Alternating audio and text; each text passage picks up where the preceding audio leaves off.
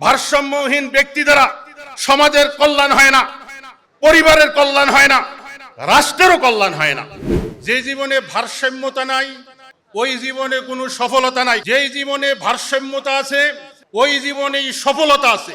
কর্মীদের ব্যক্তিগত জীবন ও সাংগঠনিক জীবনে ভারসাম্যতা বলতে আমরা কি বুঝি? আসসালামু আলাইকুম ওয়া রাহমাতুল্লাহি ওয়া বারাকাতুহু। ইন্নাল হামদুলিল্লাহ ওয়াসসালাতু ওয়াসসালামু আলা রাসূলিল্লাহ আম্মা বা'দ। আউযু বিল্লাহি মিনাশ শাইতানির রাজীম। বিসমিল্লাহির রহমানির রহিম। وكذلك جعلناكم أمة وسطا لتكونوا شهداء على الناس ويكون الرسول عليكم شهيدا. وقال النبي الأمين صلى الله عليه وسلم والقصد تبلغ. رواه البخاري. الحمد لله। নির্ভেজাল তাওহীদের ঝান্ডাবাহী এদেশের একক সংগঠন বাংলাদেশ আহলে হাদিস যুব সংঘের উদ্যোগে আয়োজিত কর্মী সম্মেলন 2026-এর সম্মানিত সভাপতি, প্রধান অতিথি, অতিথিবৃন্দ, দেশের প্রত্যন্ত অঞ্চল থেকে আগত সমবেত বাছাইকৃত কর্মী ভাইয়েরা, আজকের এই কর্মী সম্মেলনে আমার বিষয়বস্তু হচ্ছে কর্মীদের ব্যক্তিগত জীবন ও সাংগঠনিক জীবনে ভারসাম্য রক্ষা করা। সম্মানিত উপস্থিতি, এই বিষয়টা অত্যন্ত একটা গুরুত্বপূর্ণ বিষয়। ভারসাম্য জীবনই হচ্ছে শ্রেষ্ঠ জীবন। যে জীবনে ভারসাম্যতা নাই ওই জীবনে কোনো সফলতা নাই। কথা ঠিক কিনা? যেই জীবনে ভারসাম্যতা আছে ওই জীবনেই সফলতা আছে। ভারসাম্যতা বলতে আমরা কি বুঝি এটা আমাদেরকে বুঝতে হবে এখন। অর্থাৎ আমরা বাড়াবাড়িতেও নাই আবার সারাসারিতেও নাই। কথা ঠিক কিনা? আমরা থাকবো মাঝামাঝি পথে, মধ্যপন্থা অবলম্বন করব। কারণ এই উম্মাহ, এই মুসলিম উম্মাহকে আল্লাহ রাব্বুল আলামিন মধ্যপন্থী উম্মত হিসাবে তৈরি করেছেন। এটা হচ্ছে আমাদের বৈশিষ্ট্য। সম্মানিত উপস্থিতি, ভারসাম্যতা এটা হচ্ছে নবীদের গুণ, পয়গম্বরদের গুণ। নবীদের বৈশিষ্ট্য ছিল তাদের ব্যক্তিগত জীবন, নবুতি জীবনে তারা ভারসাম্যতা অবলম্বন করতেন। সাহাবায়ে কেরাম রাদিয়াল্লাহু তাআলা আনহুম তারাও তাদের ব্যক্তিগত জীবনে এবং ইসলামী জীবনে ভারসাম্যতা অবলম্বন করতেন। এই জন্য হাদিসে আসছে এই ভারসাম্যতা হচ্ছে নবুয়তের 25 ভাগের 1 ভাগ। এটা কত গুরুত্বপূর্ণ বিষয়। সংগ্রামী সাথী ও বন্ধুরা, আগামী দিনে যদি আমরা সমাজ পরিবর্তন করতে চাই, ওহীভিত্তিক সমাজ গড়তে চাই, তাহলে আমাদের প্রত্যেকটা কর্মীকে ভারসাম্যপূর্ণ জীবন বেছে নিতে হবে। এর কোনো বিকল্প পথ নাই। সম্মানিত উপস্থিতি, ভারসাম্য জীবনের সম্মান মর্যাদা সব জায়গায় আছে। যারা ভারসাম্য জীবন যাপন করে আল্লাহ সুবহানাহু ওয়া তাআলা তাদেরকে ভালোবাসেন, মানুষও তাদেরকে ভালোবাসে। অতএব আহলে হাদিস যুব সংঘের প্রতিটা কর্মীকে আমি আহ্বান জানাবো, যেহেতু আমরা পরকালের মুক্তির জন্য আন্দোলন করি, আমাদের টার্গেট যেহেতু জান্নাত, অতএব দুনিয়ার জীবন যাতে ভারসাম্যপূর্ণ হয়, এক্ষেত্রে আমাদের একমাত্র আমাদের লাইফস্টাইলের আইডল হবেন আমাদের নবী, বিশ্ব নবী মুহাম্মদুর রাসূলুল্লাহ সাল্লাল্লাহু আলাইহি সাল্লাম। আল্লাহ রাসূল সাল্লাল্লাহু আলাইহি সাল্লাম তিনি আমাদেরকে দিক নির্দেশনা দিয়েছেন মধ্যবর্তী পথ অবলম্বন করার, মধ্যপন্থা পথ অবলম্বন করার। বিশ্ব নবী মুহাম্মদুর রাসূলুল্লাহ সাল্লাল্লাহু আলাইহি সাল্লাম তিনি বলছেন, ইয়াসসিরু ওয়ালা তুয়াসসিরু ওয়াবাশশিরু ওয়ালা তুনাফফিরু। সহজ করো, কঠিন করো না। সুসংবাদ দাও, মানুষকে তাড়িয়ে দিও না। তাইলে সহজ করতে হলে আমাদেরকে কোন পথটা অবলম্বন করতে হবে? আমাদেরকে মধ্যপন্থা পথ অবলম্বন করতে হবে। যেহেতু আমরা মধ্যপন্থী জাতি, মধ্যপন্থী উম্মত হিসাবে আল্লাহ সুবহানাহু ওয়া তাআলা আমাদেরকে কি করছেন, দুনিয়াতে পাঠিয়েছেন। সূরা বাকারার 143 নম্বর আয়াত আল্লাহ বলছেন, ওয়াকাযালিকা জাআলনাকুম উম্মাতাও ওয়াসাতাল লিতাকুনু শুহাদা আলান নাস ওয়া ইয়াকুনার রাসূলু আলাইকুম শাহীদা। আল্লাহু আকবার।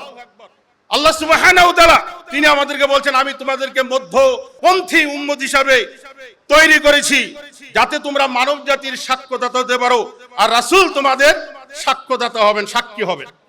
আল্লাহু আকবার। এই আয়াতের একটা প্রেক্ষাপট আছে। কিয়ামতের মাঠে আল্লাহ সুবহানাহু ওয়া তাআলা নূহ আলাইহিস সালাম তার কওমকে উপস্থিত করবেন। নূহ আলাইহিস সালামের কওমকে আল্লাহ জিজ্ঞেস করবেন, কি জিজ্ঞেস করবেন? নূহ আলাইহিস সালামকে আল্লাহ জিজ্ঞেস করবেন প্রথম, হাল বাল্লাগতা, মানে তুমি কি তোমার দায়িত্ব পৌঁছে দিয়েছো? তখন নূহ আলাইহিস সালাম বলবেন যে নাম, আয় রাব্বি, আমি আমার দায়িত্ব আমি পৌঁছে দিয়েছি। ফায়াকুলু লি উম্মতিহি হাল বাল্লাগাকুম, তখন আল্লাহ সুবহানাহু ওয়া তাআলা নূহ আলাইহিস সালামের কওমকে, উম্মতকে জিজ্ঞেস করবেন যে তোমাদের কাছে কি নূহ আলাইহিস সালাম তার দায়িত্ব পৌঁছে দিয়েছেন? নূহ আলাইহিস সালামের কওম জবাব দিবে যে না, আমাদের কাছে দায়িত্ব পৌঁছে দেন নাই, আমাদের কাছে কোনো নবী আসেন। আল্লাহু আকবার। অথচ নূহ আলাইহিস সালামের কওমকে সংশোধন করার জন্য তাদের মাঝে কত বছর ছিলেন? প্রায় 950 বছর ছিলেন। অথচ এই খেদমত কিয়ামতের মাঠে নূহ আলাইহিস সালামের কওম কি করবে? অস্বীকার করবে, বলবে না, নূহ আলাইহিস সালাম দায়িত্ব পৌঁছে দেন নাই, আমাদের কাছে কোনো নবী আসেননি। আল্লাহু আকবার। সম্মানিত উপস্থিতি, তখন আল্লাহ সুবহানাহু ওয়া তাআলা তিনি জিজ্ঞেস করবেন নূহ আলাইহিস সালামকে, এই ব্যাপারে তোমার কি সাক্ষ্য আছে, মানে সাক্ষী কে আছে?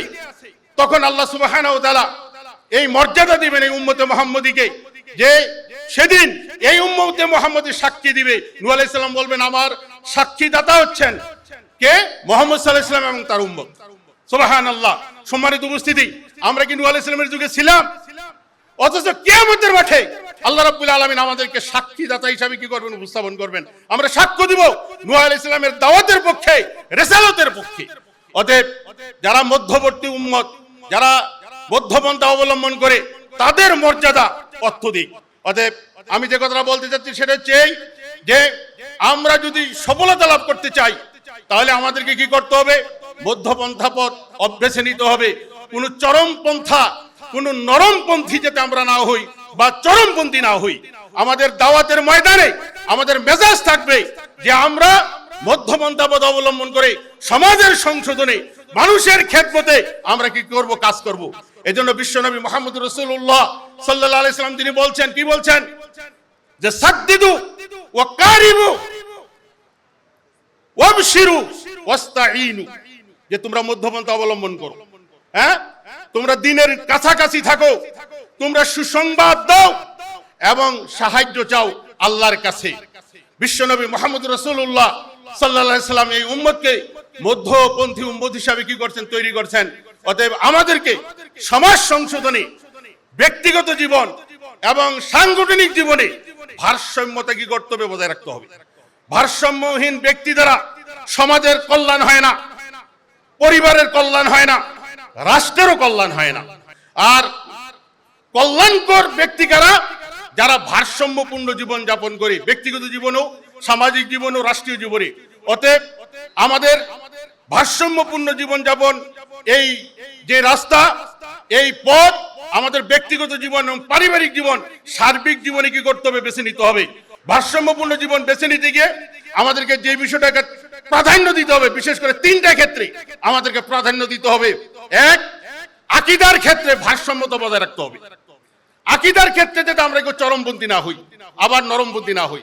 2 নম্বর হচ্ছে আমাদের আমলের জগতে ভারসাম্যতা অবলম্বন করতে হবে। সেখানেও বাড়াবাড়ি করা যাবে না, আবার সারাসারি করা যাবে না। 3 নম্বর হচ্ছে চারিত্রিক জগতে, আখলাকি জগতে আমাদেরকে ভারসাম্যতা বজায় রাখতে হবে। এক কথাই হচ্ছে আকীদায় তাওহীদ, সেখানে মধ্যপন্থা অবলম্বন করতে হবে। 2 নম্বর হচ্ছে আমাদের আমলের ক্ষেত্রে আমরা যাতে সুন্নতের অনুসরণ করি, সুন্নতের বাইরে যাতে কিছু না করি। শেষ বিষয় যেটা, সেটা হচ্ছে আখলাক। আমাদের চরিত্রকে অবশ্যই সুন্দর করতে হবে। আমাদের মুআমালাত, লেনদেন, উঠা বসা, খাওয়া দাওয়া, সব জায়গায় আমাদেরকে মধ্যপন্থা অবলম্বন করতে হবে। আমরা যদি এই পথটা বেছে নিতে পারি তাহলে ইনশাল্লাহ আমাদের ব্যক্তিগত জীবন সুন্দর হবে, আমাদের সাংগঠনিক জীবনও সুন্দর হবে।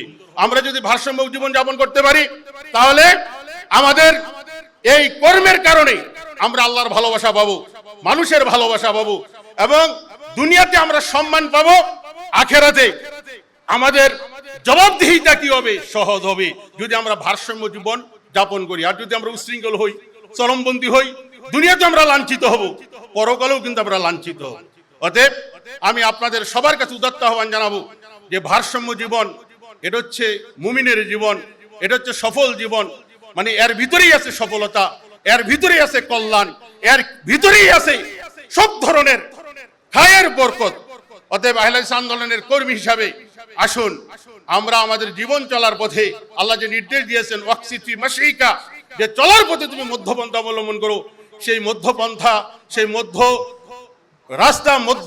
রাস্তা অবলম্বন করে আমরা আমাদের দুনিয়ার জীবন, এই জীবনকে আমরা অতিবাহিত করি এবং পরকালের মুক্তির জন্য আমরা সঠিক যে পথ, কোরআন এবং হাদিসের পথ, সেই পথে থেকে আমরা আমাদের জীবননতি অতিবাহিত পরিসমাপ্তি করার চেষ্টা করি। আল্লাহ রাব্বুল আলামিন আমাদের সবাইকে তৌফিক দান করুন। সবাইকে আন্তরিক মোবারকবাদ জানিয়ে আমি আমার বক্তব্য শেষ করছি। আসসালামু আলাইকুম ওয়া রাহমাতুল্লাহ। আহলে হাদিস আন্দোলন বাংলাদেশ